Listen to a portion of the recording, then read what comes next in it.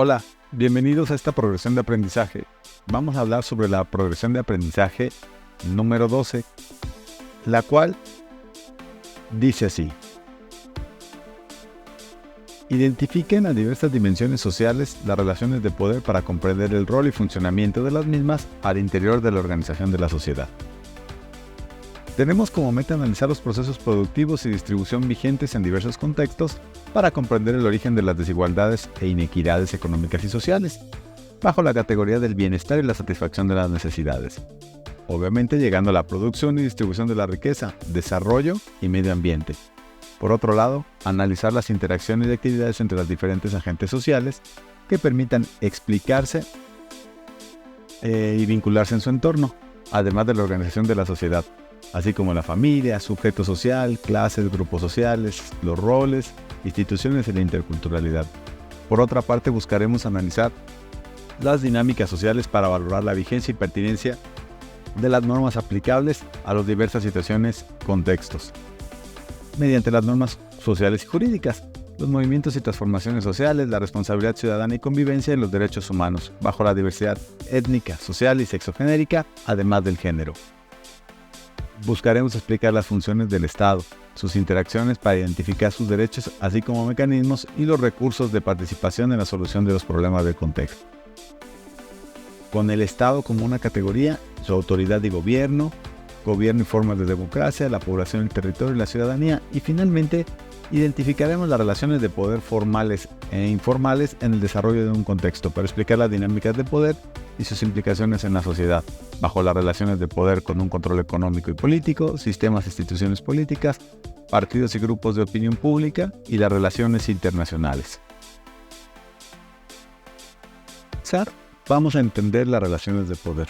Las relaciones de poder son el elemento fundamental en la organización de la sociedad. Estas dinámicas de control, influencia y autoridad se manifiestan en diferentes ámbitos, desde lo económico, lo social y lo cultural. En este tema, debemos explorar la definición de relaciones de poder, sus principales dimensiones y algunos ejemplos concretos. Las relaciones de poder se refieren a las interacciones entre individuos o grupos dentro de una sociedad, donde algunos ejercen un mayor control o influencia sobre otros. Estas relaciones pueden ser formales, como las leyes y políticas establecidas por el gobierno, o informales, como las normas sociales y culturales que guían el comportamiento de las personas. Según Max Weber, el poder es la probabilidad de imponer la propia voluntad dentro de la relación social, aun contra la resistencia y cualquiera que sea el fundamento de esta probabilidad. En otras palabras, el poder implica la capacidad de influir en acciones y decisiones de otros, incluso si estos se oponen. ¿Cuáles son las dimensiones de esta relación de poder? Tenemos tres dimensiones. La primera es la económica. El control de los recursos y la producción económica es una forma clara de poder. Quienes tienen acceso a los medios de producción y riqueza, como las grandes empresas o los terratenientes, pueden ejercer una influencia significativa en la sociedad. Por otro lado, tenemos la dimensión política. La capacidad de legislar, gobernar y tomar decisiones en nombre de la comunidad es una expresión de poder político. Los partidos políticos, los líderes gubernamentales y las instituciones estatales tienen el poder de establecer las reglas del juego y determinar el rumbo de la nación. Y además tiene una dimensión social y cultural. La influencia sobre los valores, creencias y comportamientos sociales también es una forma de poder. Los medios de comunicación, las instituciones religiosas y las élites culturales pueden moldear la percepción de la realidad y promover ciertos estilos de vida como normales o deseables. Pero a todo esto podemos tener cuáles son los ejemplos de una relación de poder. En una empresa, el poder lo tienen los dueños o los directivos, quienes toman las decisiones clave para los procesos de producción y contratación y salarios. Los trabajadores, por su parte, tienen un poder limitado dentro de esa estructura jerárquica. En una familia, las relaciones de poder están marcadas por la jerarquía generacional. Los padres o los abuelos suelen tener más autoridad sobre los hijos o los nietos, aunque esto puede variar según las normas culturales y las dinámicas internas de cada familia. En una sociedad, los grupos dominantes, ya sean étnicos, religiosos o de clase social, pueden ejercer un poder desproporcionado sobre otros marginados. Esto se manifiesta en desigualdades de acceso y oportunidades, y la representación política y reconocimiento social. Es muy importante reflexionar sobre cómo estas dinámicas de poder influyen en nuestras decisiones diarias y nuestra percepción del mundo. A menudo aceptamos las relaciones de poder como algo natural o inevitable, sin cuestionar la legitimidad o la efectividad en la sociedad. Sin embargo, dentro de todo esto es crucial reconocer que el poder no es estático ni unidireccional. Los grupos subordinados pueden resistir, desafiar y transformar las relaciones de poder a través de la acción colectiva y la movilización social. La historia está llena de ejemplos de movimientos de liberación que han logrado cambios significativos en las estructuras de poder. Por lo tanto, comprender las relaciones de poder es fundamental para analizar ciertamente la sociedad y trabajar con una mayor justicia e igualdad. Solo al conocer y cuestionar estas dinámicas podemos construir un mundo efectivo y democrático. Pero, ¿cómo estas estrategias se pueden utilizar para equilibrar las relaciones de poder, por ejemplo, en una familia? Pues miren, para poder nosotros aplicar estas estrategias de poder en un ejemplo claro como una institución tan sencilla como es una familia, debemos equilibrarlas. Se deben implementar varias estrategias y fomentar sobre todo la comunicación, respeto y la igualdad que debe de permear entre todos los miembros. Por ejemplo, la comunicación es clave para mantener relaciones saludables en la familia. Es importante que todos los miembros se sientan como entes que no son juzgados y que además que son cómodos expresando sus pensamientos y sentimientos. Una idea clara es organizar reuniones familiares donde cada persona tenga una oportunidad de hablar sobre sus preocupaciones y deseos. Esto ayuda a que todos se sientan escuchados y valorados.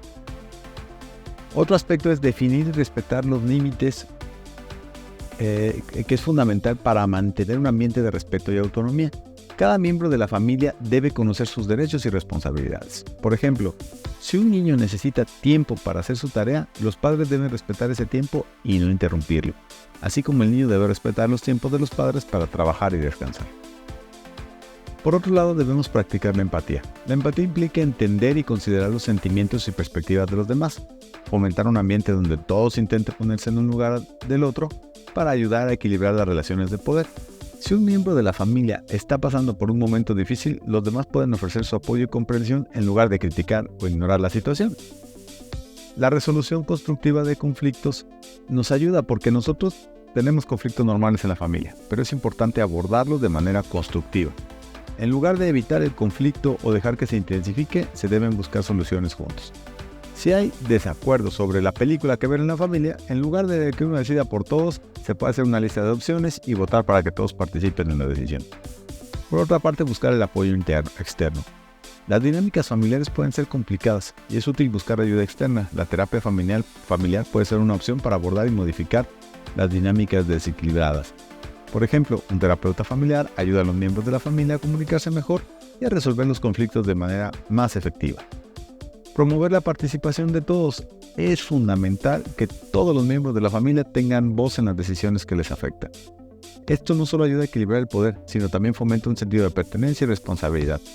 Ejemplo, en la planificación de las vacaciones familiares, todos podemos aportar ideas y votar sobre el destino, asegurando que las preferencias de cada uno sean consideradas. Equilibrar todas las relaciones de poder en una familia es un proceso continuo, requiere esfuerzo y compromiso de todos los miembros. Al implementar estrategias las familias pueden trabajar juntas para crear ambientes armoniosos y respetuosos, donde cada persona se sienta valorada y escuchada. Esto no solo mejora las relaciones actuales, sino que también sienta las bases para las interacciones saludables dentro del futuro. Recordemos nosotros que la familia sí se convierte en el órgano principal de una sociedad.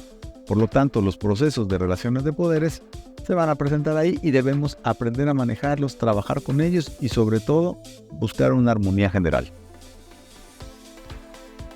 A continuación, mencionaremos algunos ejemplos de las relaciones de poder en diferentes instituciones, así como lo vimos en la familia. En el contexto empresarial, las relaciones de poder son claramente jerárquicas. Los dueños o directivos de una empresa tienen el control sobre las decisiones claves y cómo afectan a los empleados. Esto incluye aspectos fundamentales como la producción. Los directivos deciden qué productos fabricar, en qué cantidades y qué procesos utilizar. Por ejemplo, en una fábrica de automóviles, el director de producción puede establecer la línea de ensamblaje y determinar qué modelos de producción en función de la demanda del mercado. Otro es la contratación. Los directivos tienen la autoridad para contratar y despedir empleados. Esto significa que deciden quién entra o forma parte del equipo y quién puede perder su empleo, lo que les otorga un poder significativo sobre la estabilidad laboral de los trabajadores. El siguiente son los salarios. La decisión sobre los salarios y beneficios también recae en los directivos. Ellos determinan cuánto se paga a cada empleado, lo que influye en la motivación y satisfacción laboral. Por ejemplo, si un empleado siente que su salario es injusto en comparación del de otros, esto puede afectar su rendimiento y sobre todo su lealtad con la empresa. Por otra parte, los trabajadores tienen un poder limitado dentro de la estructura jerárquica. Aunque pueden expresar sus opiniones y preocupaciones, en última instancia, las decisiones son tomadas siempre por aquellos en posiciones superiores. Sin embargo, los trabajadores pueden organizarse a través de sindicatos para negociar muchas mejores condiciones laborales, lo que les da un poco más de voz en el proceso. ¿Cuáles son las relaciones de poder en la familia? Habíamos platicado un poquito de esto anteriormente. Las relaciones de poder en la familia a menudo están marcadas por la jerarquía generacional. En muchas culturas, los padres y abuelos tienen más autoridad sobre los hijos y los nietos. Esto se manifiesta de varias maneras. Los padres suelen tomar decisiones sobre la educación, las actividades extracurriculares y las reglas del hogar. Por ejemplo, un padre puede decidir a qué hora es adecuada para que su hijo regrese a casa después de salir con los amigos. La transmisión de valores. Los padres y abuelos también influyen en la formación de valores y creencias de los hijos. A menudo las normas culturales y las tradiciones familiares se transmiten de generación en generación, lo que refuerza la autoridad de los mayores. Las dinámicas culturales, sin embargo, existen dinámicas culturales. Estas relaciones de poder pueden variar según las normas y las culturas y sobre todo las dinámicas de cada familia. En algunas familias los hijos pueden tener más voz en las decisiones, especialmente en contextos donde se valora la igualdad y la participación de todos los miembros. Es muy importante reconocer que aunque los padres y abuelos tienen autoridad, también deben ser responsables de escuchar las opiniones de los más jóvenes. La comunicación abierta y el respeto mutuo pueden ayudar a equilibrar las relaciones de poder. Ahora, hablemos un poco de las relaciones de poder en una sociedad. A nivel social, las relaciones de poder pueden ser más complejas. Los grupos dominantes, ya sea étnicos, religiosos o de clase social, pueden ejercer un poder desproporcionado sobre otros grupos marginados. Esto se manifiesta en varias áreas, por ejemplo, el acceso a las oportunidades. Los grupos en posiciones de poder suelen tener más acceso a recursos, educación y empleo. Por ejemplo, en muchas sociedades, las personas de clases sociales más altas pueden permitirse una educación de calidad, mientras que aquellos de clases más bajas tienen barreras significativas para acceder a las mismas oportunidades. La representación política. Los grupos dominantes a menudo tienen una influencia política más fuerte, lo que significa que sus intereses y necesidades son más propensos a ser atendidos. Esto puede llevar a que las políticas públicas favorezcan a un grupo sobre otro, perpetuando las desigualdades. Por ejemplo, en un país donde un grupo étnico tiene más representación en el gobierno, sus intereses pueden ser priorizados en la legislación. Además del reconocimiento social, la percepción y el reconocimiento social también son influenciados por las relaciones de poder. Grupos marginados pueden enfrentar estigmas y discriminación, lo que afecta su capacidad para ser escuchados y respetados en la sociedad. Esto puede manifestarse en la falta de representación en los medios de comunicación y en la cultura popular. Las relaciones de poder son una parte integral en la vida de la sociedad. Entender cómo funcionan diferentes contextos para ayudarnos a identificar estas desigualdades hacia un cambio es muy positivo. En una empresa, en una familia o en una sociedad en general, es crucial fomentar la comunicación, el respeto y equilibrar estas dinámicas de poder. Al hacerlo podemos contribuir a crear entornos más justos y más equitativos. Por ejemplo, de una forma más sutil, las relaciones de poder en una empresa pueden manifestarse y no siempre son evidentes a simple vista. Por ejemplo, el poder y la recompensa coercitiva. Los directivos y dueños de una empresa a menudo ejercen poder con recompensas y castigos. ¿Cuál es el poder de la recompensa? Este tipo de poder se manifiesta cuando un superior tiene la capacidad de ofrecer incentivos como bonificaciones, ascensos o reconocimientos a los empleados. Por ejemplo, un gerente puede motivar a su equipo a alcanzar metas de ventas al promover un bono para quienes superen esos objetivos. Esto puede crear un ambiente donde los empleados se sientan presionados a cumplir con expectativas específicas para recibir recompensas, lo que puede influir en su comportamiento y decisiones. Por otro lado, un poder coercitivo es el que se basa en la capacidad de imponer consecuencias negativas. como despidos o degradaciones. Un empleado puede sentir que debe cumplir con las demandas de su jefe por miedo a perder su trabajo.